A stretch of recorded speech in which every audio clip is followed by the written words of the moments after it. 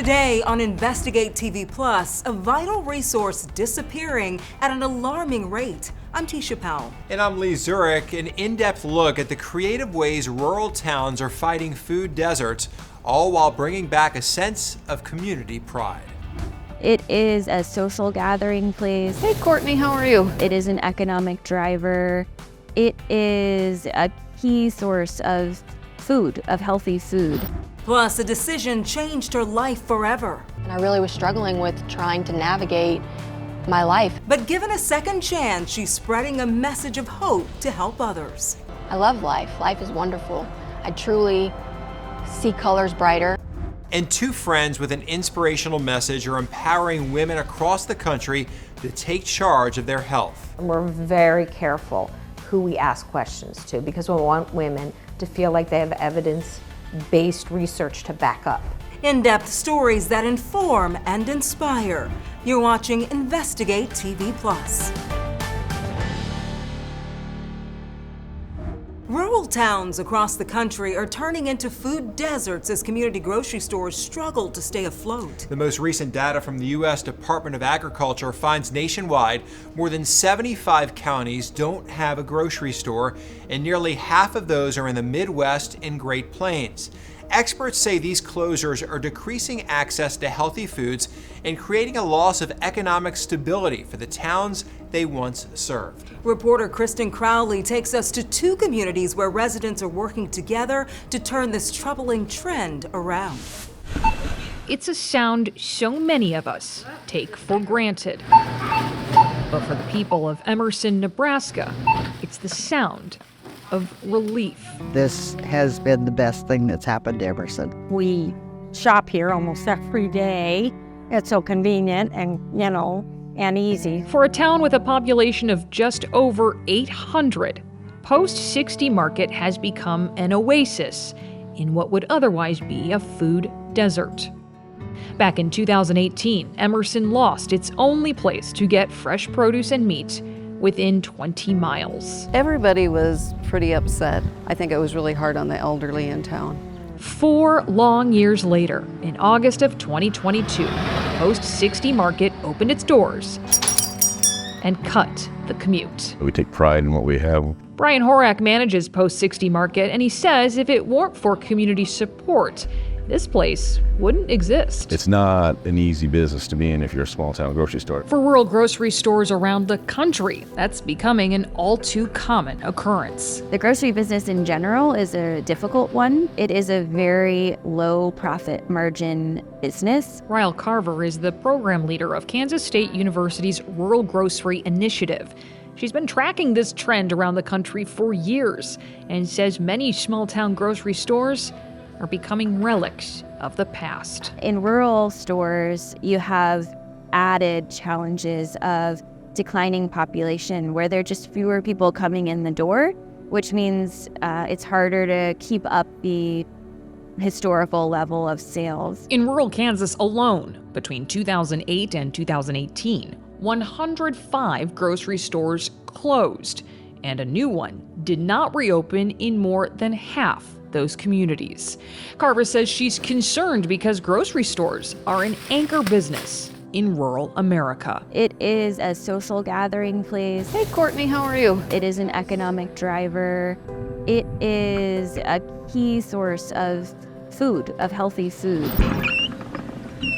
And without those things, the community really loses out. And it can impact kind of the longevity of that community. But it takes support to get started. We have seen success with community-owned and operated stores, things like cooperatives, things like school-run stores, even municipally owned grocery stores. Volunteers pitched in to help Post 60 Market get off the ground, and Horak says the community has invested more than $160,000 in the cooperatively owned store. What was the response when this store finally opened? Oh, huge response. And you can tell by the number of investors we have. When we were opening just to stock the shelves and everything, I'd just say when the truck was gonna be here, all the volunteers showed up. Could it survive without the volunteers? No. Nearly 400 miles south of Emerson, the town of Leon, Kansas faced a similar food desert struggle. But their solution looks quite different. You've heard of farm to table, and that's pretty much the idea behind Blue Stem Mercantile, a school-owned market. Its success starts with its students. Blue Stem Unified School District built this barn, and the chores inside are now part of these students' daily curriculum. Feeding cows and pigs, gathering eggs, all to support this store. It opened in 2020 after the district bought the building where Leon's locally owned grocery store used to be. The town had gone without a market since 2014. We're finally getting pride back in Leon. We're finally getting our downtown presence. We're finally becoming a town again. I feel like we're finally flourishing. Through different classes spanning from elementary to high school, students pitch in stocking the shelves and keeping the store running. I have butternut squash and acorn squash in here. 7th grader Jayla Wakefield grows the produce in her home garden and sells it at Blue Stem Market. I love helping people and seeing them happy, and I feel like this is just my way of bringing myself to the community and helping them. We're going to take the milk off. Altman says Jayla and her peers gain invaluable business and financial skills, and the benefits ripple through Leon. We want this to be a town that has all the essential needs. We really want something that our students are proud of to come back home to. Back in Emerson, residents echo that pride in Post-60 Market. It's been fantastic to have it here in town. And say seeing it flourish has given them hope for a brighter future. For us to be able to revitalize the community by having a grocery store again, it really has become a hub for the community. It's been like a something that we can look forward to. If this succeeds, then why can't other things succeed also? In addition to community funding, Post-60 Market received a $150,000 grant from the USDA's Healthy Food Financing Initiative. The program, one of many offered by the USDA, recently expanded and now includes $30 million in available awards. 40 million Americans don't have strong, stable access to healthy, affordable food in their communities, and that's not something that folks should have to do without. We're providing that support to ensure that families have access to the food that they need to thrive. In September 2023, the USDA also announced an additional $25 million investment to expand efforts to prevent and reduce food loss and waste. Since 2017, they've committed more than $120 million to these projects. Still to come, breaking barriers with bourbon. There's actually a law book, a Kentucky law book, that says that women are not allowed to be hired as anything but a cashier, an usher, and a waitress. Meet the trailblazer with a spirit that's shattering traditions. But first, a young woman shares the struggle that led to a life-changing choice. I felt so much pressure from myself to have it together. How she hopes to inspire change and encourage others to seek help. You can watch Investigate TV Plus anytime streaming online. Get the app for Roku, Amazon Fire TV, and Apple TV. They're free to download.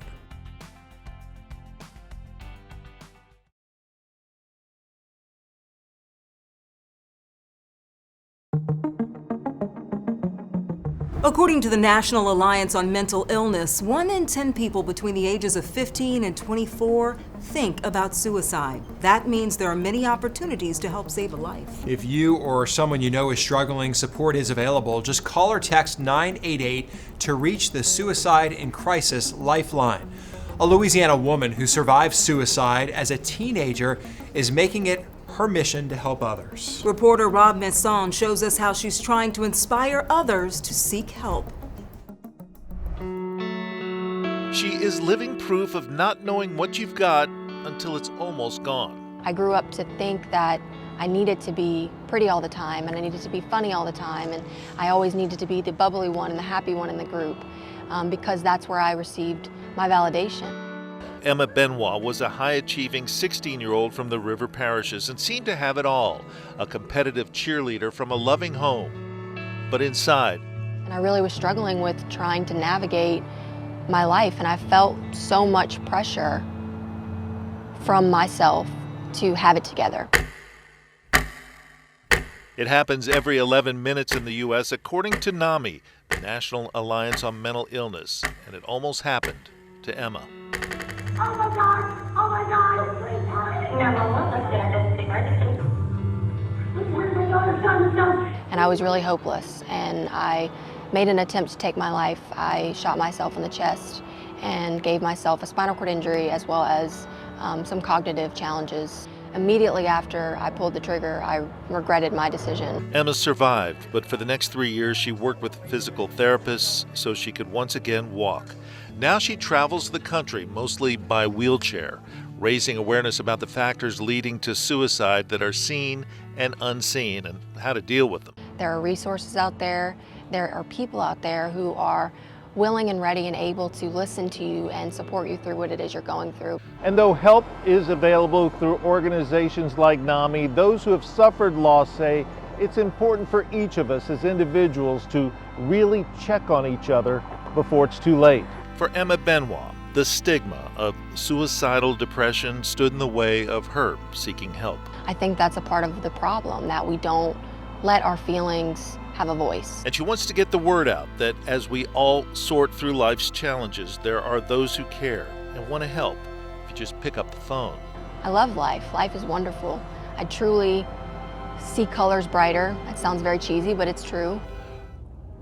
Emma is part of an organization called Hope Squad, which sets up suicide prevention programs in schools. In 2023, the program was helping students in over 1,600 schools across 43 states. The research says 7 out of 10 young people before they attempt suicide will tell a friend prior to their attempt. And we want that friend to be equipped. We want them to be skilled, to know exactly how to persuade that struggling friend or peer. They might not even know their name, but to come with them to a trusted adult. Tam Larner, the Director of Education and Training, explains Hope Squad's main focus is to bring down youth suicide numbers, specifically through peer intervention.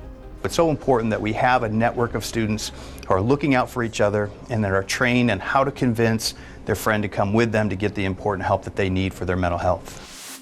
And again, help is always available. You can call or text 988 to reach the Suicide in Crisis Lifeline.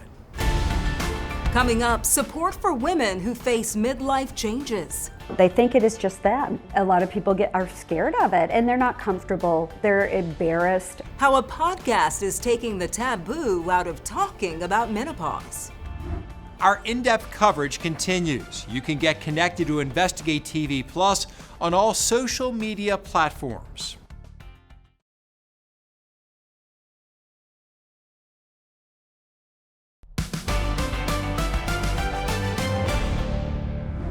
It's estimated millions of women reach menopause each year. And the Mayo Clinic explains, with an average life expectancy of 81, a majority of women are spending a third of their lives in stages of menopause. They don't need to sit there and suffer. They need to go out and get something done about it. From hot flashes and night sweats to feelings of anxiety or brain fog, the symptoms of menopause are different for every woman.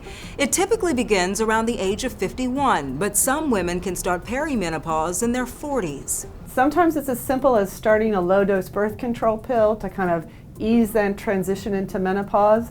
And sometimes patients need more extensive evaluation and treatment. Dr. Elise Kelly-Jones says treatments have changed drastically over the past 2 decades, and not seeking help could increase your risk for other conditions. The risk of heart disease goes up, the risk of type 2 diabetes goes up, the risk of osteoporosis goes up. And those are really significant medical disorders that should not be overlooked. No matter what your symptoms are, Dr. Kelly-Jones stressed it's important to talk about it.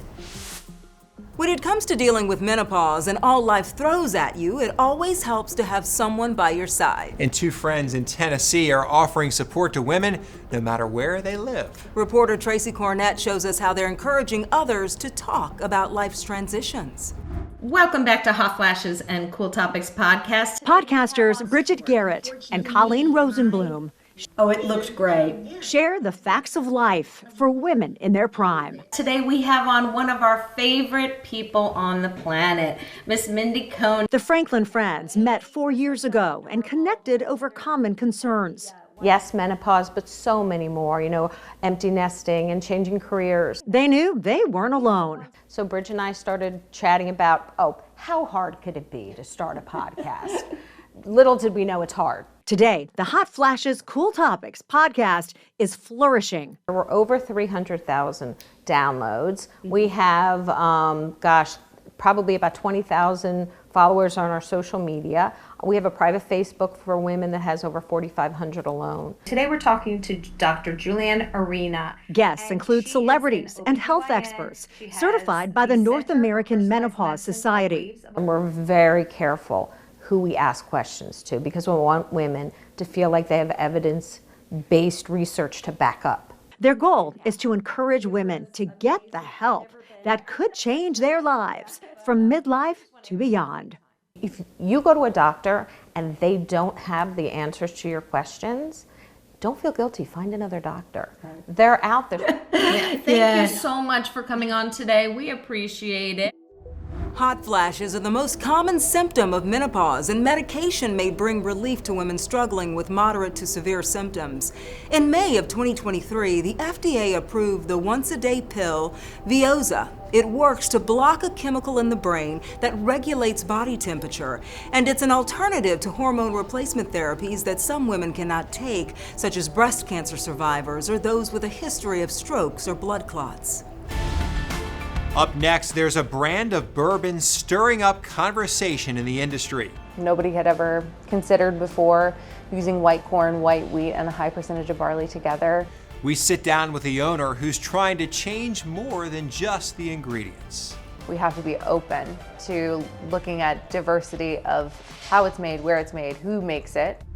I'm Viv Williams with a medical mythbuster moment. The myth: motorcycle helmets will just give you a false sense of security. That is one huge myth.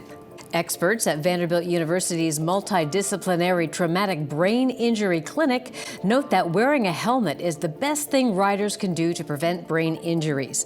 They say helmets absorb shock and help limit force on your head in a crash.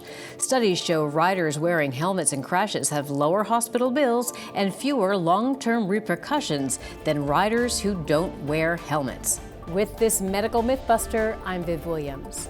You can watch Investigate TV Plus anytime online. Just subscribe to our YouTube channel at Investigate TV. You can catch stories and full episodes.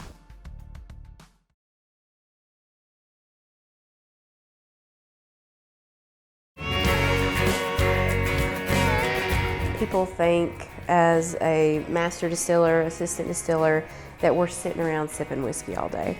And that is very far from the truth. Trying out samples of whiskey is just a fraction of Lexi Phillips' role. She's the assistant distiller at Jack Daniel's. Still house, I mean, you're in the throes of it. You're in the trenches, turning grain into 140 proof, covered in grain dust. Coming from 4 generations of family who have worked at the world-famous Tennessee whiskey brand, she earned a title only a few women have held. I was only the 6th woman ever to be a distiller at Jack Daniel's, and had the opportunity to work with the first woman ever that was a distiller here. The lack of representation is not stopping women from breaking barriers in the industry. For bourbon fans, Kentucky's first female master distiller released her own brand called Forbidden. Reporter Shannon Kogut explains why it's more than just a good drink. Yeah. Whoa! After 3 years of developing recipes, followed by 5 years aging in bourbon barrels, Marianne Eves is finally ready to introduce her bourbon to the world. Like sending your kid off to school. You're like, I hope everybody likes them. I hope nobody bullies my baby. Her baby is named Forbidden, a name chosen because women were once forbidden to take on certain roles in the industry. There's actually a law book, a Kentucky law book, that says that women are not allowed to be hired as anything but a cashier, an usher, and a waitress. up until it was repealed in 1974. It's a career Marianne stumbled upon after getting her chemical engineering degree at U of L. Brown-Forman hired her, she moved up the ranks to master taster, and at 28 years old became the first female master distiller at Castle & Key. With ideas bubbling in her head, she decided to branch out on her own. Nobody had ever considered before using white corn, white wheat, and a high percentage of barley together. Most use yellow corn and rye. The addition of white corn and white wheat together, it's creamy and smooth and soft, but also nuanced and complex. Like there's a lot of interest without the heat, without the dryness, without the burn. In the first 2 months since being released, 10,000 bottles of Forbidden have been purchased. Now, the mother of 2 girls is also working on other projects. To move into the next era of bourbon, we have to be open to looking at diversity of how it's made, where it's made, who makes it. The experience of most people in bourbon has been an older, white guy. She launched the Eves Foundation and is building an endowment to show those in underrepresented communities what she does. She'll offer mentorship and scholarships alongside UK that can be applied to any type of alcoholic beverage. So Forbidden will now just be the name on her bottle. It's good. It's good. It's good. So this is the moment of the show when we get to chat a little bit, and this one here is not sure what she wants to talk about because it's either Strong women or good bourbon. I like those two things. You like them both, okay? Yes. So, okay, hey, you're a strong woman. I would like to think so. And you also like bourbon. There you go. That's it for us here on Investigate TV Plus. I'm Lee Zurich. And I'm Tisha Powell. Thanks for watching. Next time on Investigate TV Plus, burial sites of African American ancestors are in danger of being erased. We have a lack of respect for those that have gone before us. We have one cemetery that has been completely bulldozed. We reveal the fight to protect sacred ground.